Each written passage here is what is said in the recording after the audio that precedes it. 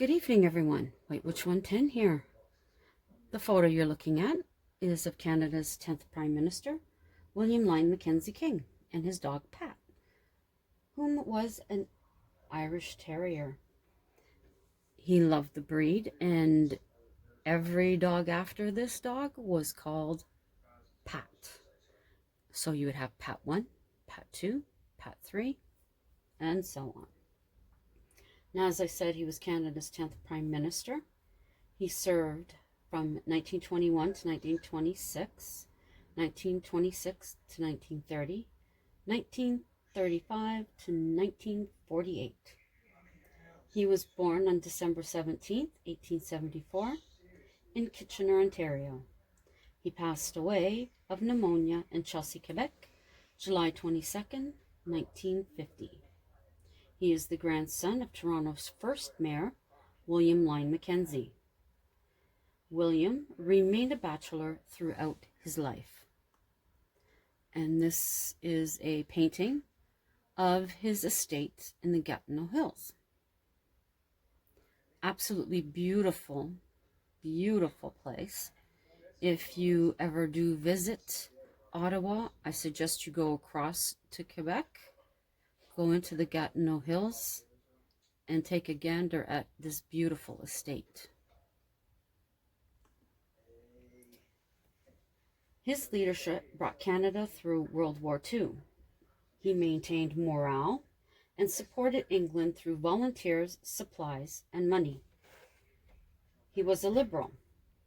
Mackenzie King spent 21 years and 154 days in office.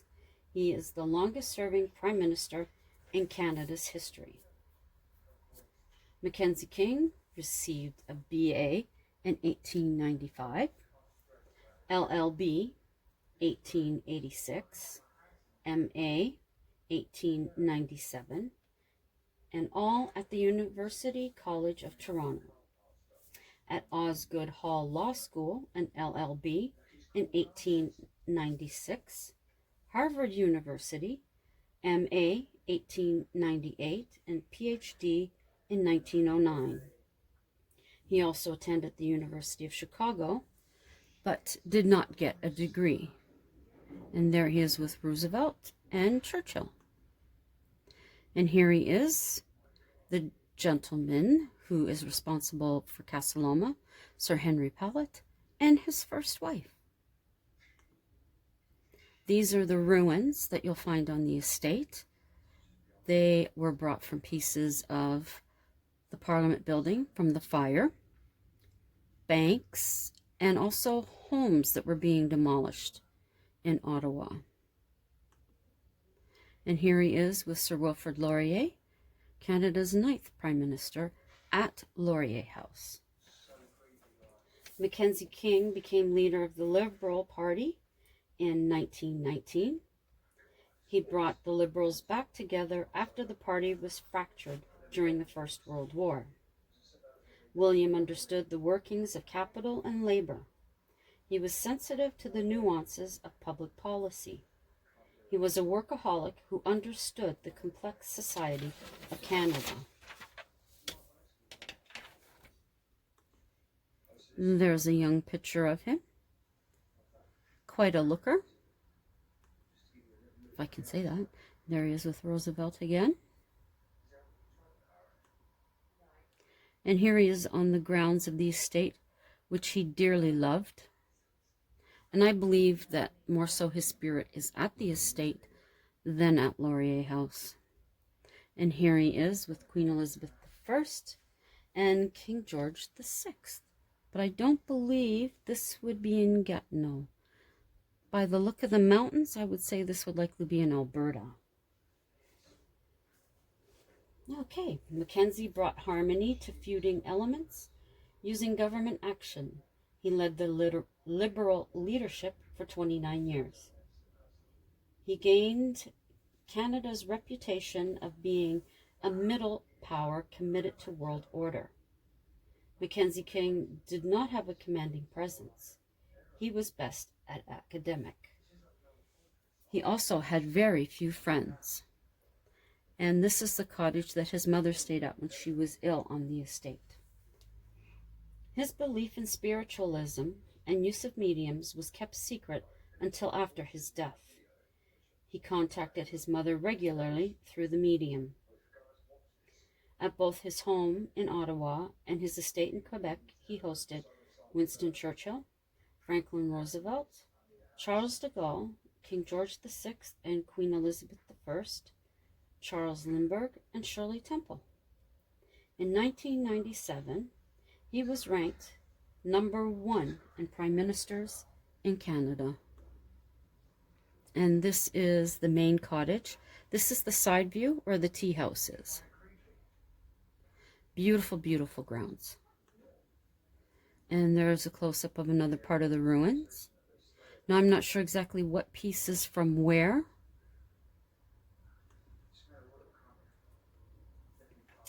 His parents were John King and Isabel Grace Mackenzie, daughter of William Lyon Mackenzie. John King was a lawyer and professor at Osgoode Hall Law School. William had 3 siblings: Isabel Christina Grace, 1873 to 1915, Janet Lindsay, 1876 to 1962, and Dougal McDougall, 1878 to 1922.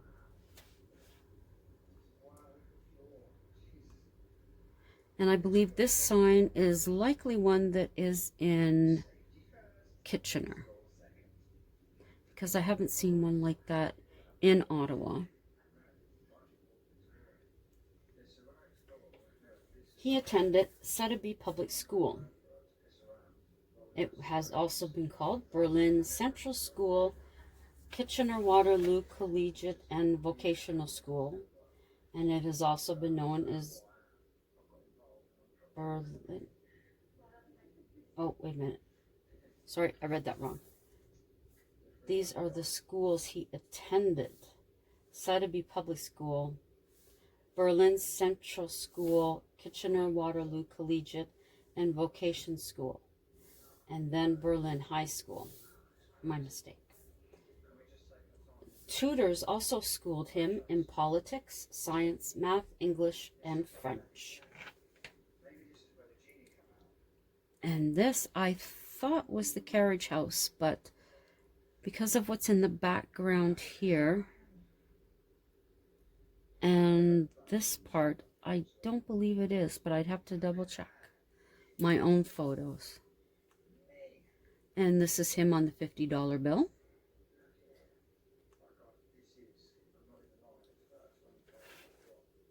His family was not wealthy, as his father's law firm struggled. The family moved to Toronto around 1890, which slightly improved his father's business. William became a Presbyterian. He never liked socialism. In 1948, January 20th, he requested the Liberal Party seek a new leader. He began welfare, which his successors built upon. And here he is in his car with Pat. It's easy to say that when you see a picture of the dog. Oh, there he is with Pat. And here is a nice little walk on the estate. That's hubby. And there he is, likely in the city with Pat. There is no fence around Laurier House, but maybe there was at that time. And here he is with Churchill. This is inside Laurier House. I recognize the paneling. And there's a young Mackenzie King. Premier of Canada. Premier would be head of the... Usually Premier is head of Ontario, the province, but could have spoke differently then. And this is the tea room.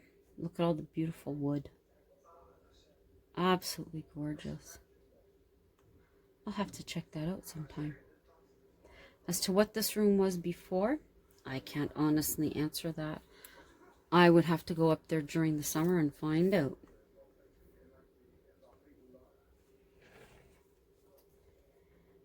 He began keeping a diary in 1893 until a few days before his death. Volumes of journals stacked, stretched over 7 meters. There were 50,000 manuscript pages. They are the most important document in the 20th century Canadian history. There are explanations of Canadian war efforts and other events in detail. It is through his diary the public learned of his spiritualism practices. They learned to use seances and mediums. He claimed to have spoken with Leonardo da Vinci, Wilfrid Laurier, his mother, his grandfather, and many of his dogs, and also President Roosevelt. Can you imagine that? Wow. He is busy. There he is with his, I believe that's called a bowler hat. And there he is on the stamp. 4 cents back then. And I guess is that it? That is it of his pictures. Wow. To finish up, he never used his contact with the dead in answers to political situations, though some believed that it did influence him. Having never married, a married friend, Joan Patson, was known to host his dinner parties from time to time. Some passages in his diary, people believe, suggest that he regularly had sex with prostitutes. Some, they say, believe that he was in love with Lord Tweedsmuir, the Governor General. He was Prime Minister during the reign of 3 monarchs. Sir Wilfrid Laurier is the only other Prime Minister to do this. He was named Person of National Historic Significance in 1968. Definitely a character in his own right in certain ways. I would love to read his journals.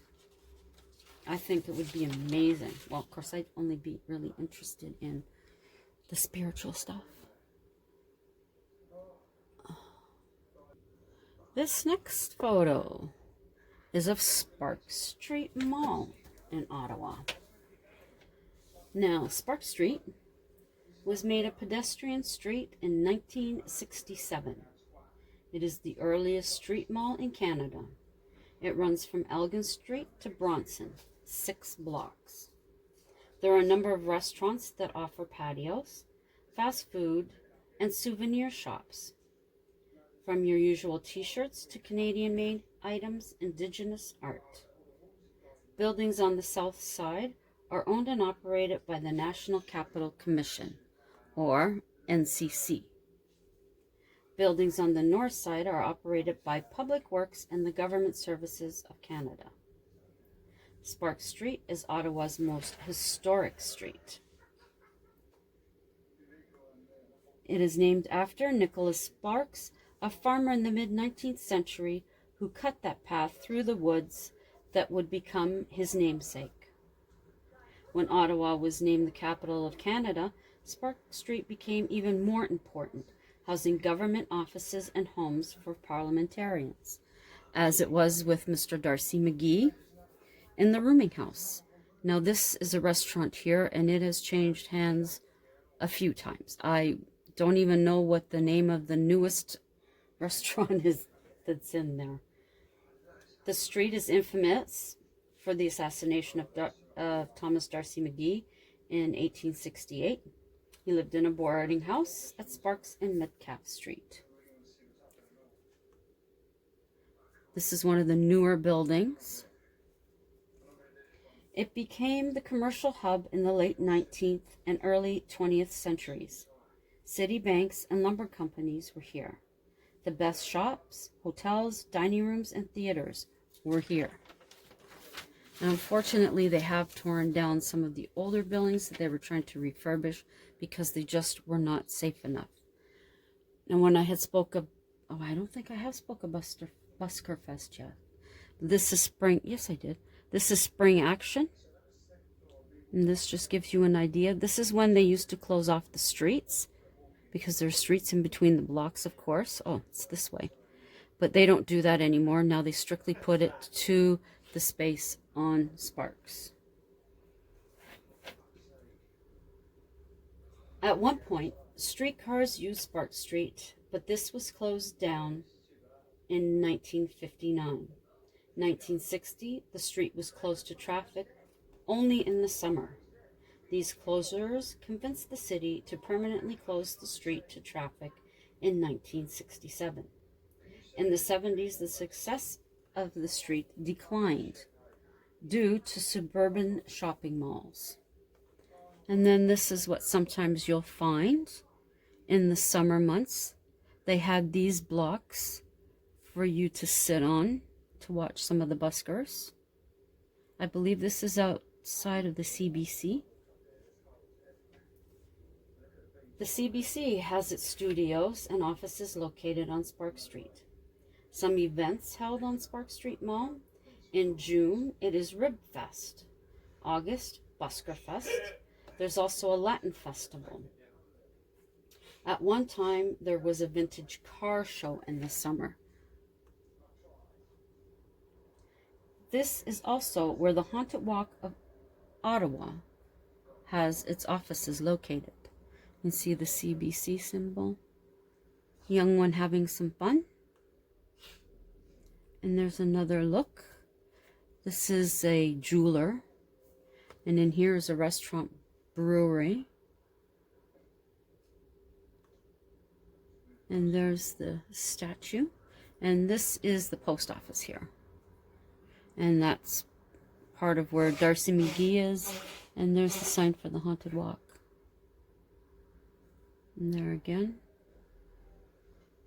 That's on a wet day.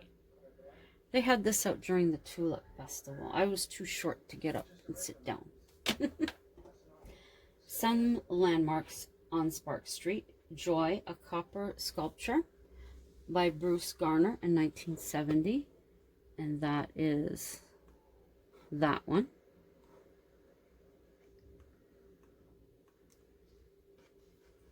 Ottawa's Post Office, 1939.